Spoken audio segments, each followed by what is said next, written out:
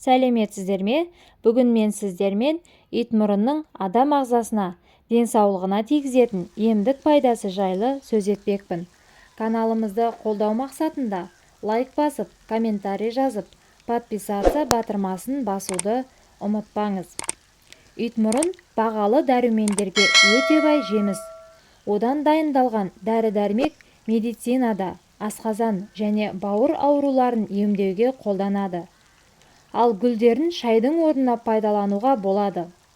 С дәруменіне бай жемісті емдік дәрі ретінде әрі дәрумен түрінде көптеген жүзжылдықтардан бері кәдеге жаратып келеді. Оны тибеттік медицинада да қолданған. Шығыста итмұрынды аса жоғары бағалап, оның адам күш-қуатын жоғарылататын, көңіл-күйін көтеретін, әдемілік пен денсаулықты арттыратын қасиетке ие екенін айтады. Назарларыңызға итмұрынның емдік қасиеті жөнінде ақпаратты ұсынамыз. Итмұрынның тек бір бөлігін пайдаланбай, тамырынан бастап жапырағын, гүлін, жемісін де емдік дәрі ретінде кәдеге жаратады.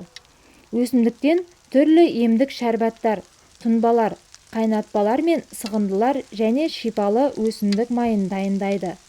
Сонымен қатар халықтық медицинада бауыр мен өт қабы ауруларында, бауырды майбасудан, түрлі химикаттармен уланғанда, қуық қабынғанда, жүрек ауруларында, туберкулезге шалдыққанда арнайы қабылдайды. Итмұрынның құрамында Менделеев кестесінің жартысы бар деуге болады. Итмұрынның тамыры, жапырағы, жемісі адам ағзасына өте шипалы.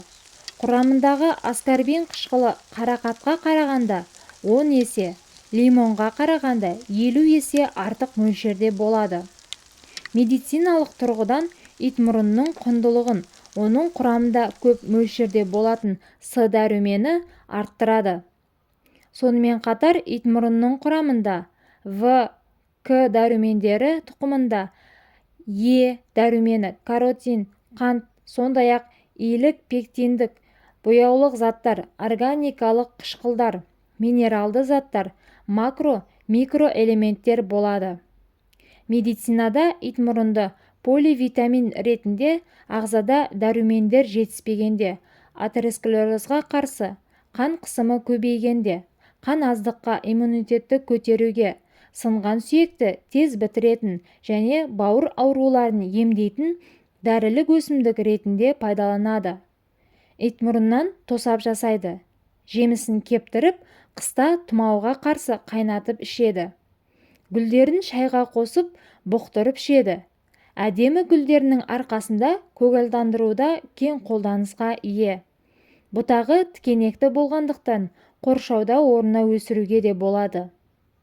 Итмұрын қайнатпасын дайындау үшін 1 келі кептірілген жемісін 1 литр суда қоюланғанша қайнатып, артынша сүзгіден өткізеді. Дәміне қарай қант пен лимон қышқылын қосуға болады. Дайын болған тәтті қоймалжыңды су құйылған ыдысқа салып, тағы біраз қайнатады. Осындай тәсілмен қайнатып шыққан қоймалжың сұйықтықты тыныс алу жолдары суықтағанда, суық тигенде ішсеңіз, тез айығуға көмектеседі. Сонымен қатар, ота жасатқаннан кейін қан аздықта және қан айналымды қалыпқа келтіруде осы өсімдіктің жаңа піскен жемістерінен тұнба дайындап ішсе, пайдасы мол. Қайнатылған тұнбаның 1 стақанын күн сайын ішіп отыру қажет. Асқазан қыжылы мен бүйректе тас болса, немесе әйелдердегі қан кету кезінде итмұрын қайнатпасы көмектесе алады. Итмұрыннан дайындалған осындай тұнбалар мен шайларды үзбей ішіп жүрген адамның бойынан жұмысқа деген құлшынысын, ауруға бейім болмайтындығын аңғаруға болады. Сонымен қатар бас ауруының да алдын алатын қасиеті тағы бар. Итмұрыннан тұнба жасаудың қандай ережелері бар? Осыған тоқталсақ, итмұрын тұнбасынан шай дайындау үшін 1 ас қасық итмұрын жемісіне 1 стақан қайнаған суды құйып, 10 минут эмальді ыдыста қақпағы жабық күйінде қайнатады. Мұндай шайды 1 күн тұндырып қоюға да болады. Содан күніне дайын шайдан 1 стақан ішеді.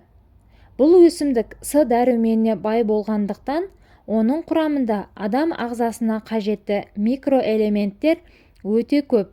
Сондықтан да оны жүкті әйелдер де ішуіне болады. Одан жасалған дәрілер адам ағзасы үшін өте қымбат дәрі-дәрмектің орнын алмастыра алады. Итмұрынның тамырын күз мезгілінде қазып алған дұрыс. Оны салқын сумен тазалап жуып, қараңғы жерде сақтайды. Итмұрынның тұқымынан ауруды басатын, жараларды жазатын өте қымбат май алуға болады. Итмұрынның жемісінің 10-15 грамын күніне 1 рет, ал тұнбасын күніне 2-3 рет жарты стақаннан ішіп отыру қажет.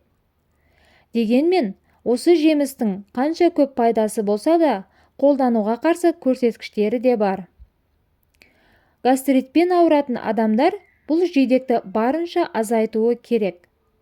Тіс эмаліне де кері әсері бар. Сондықтан итмұрын суын таза сумен араластырып ішіп, қабылдағаннан кейін ауызды міндетті түрде шаю керек. Сондай-ақ тромбозға бейім, қан қысымы бар адамдар мейлінше аз мөлшерде пайдалану керек. Әйтпесе, қан қысымын төмен түсіріп жібереді. Осы жемісі бар сусынды шамадан тыс пайдаланса, бауырға әсер етеді. Іш қатуы пайда болуы да мүмкін.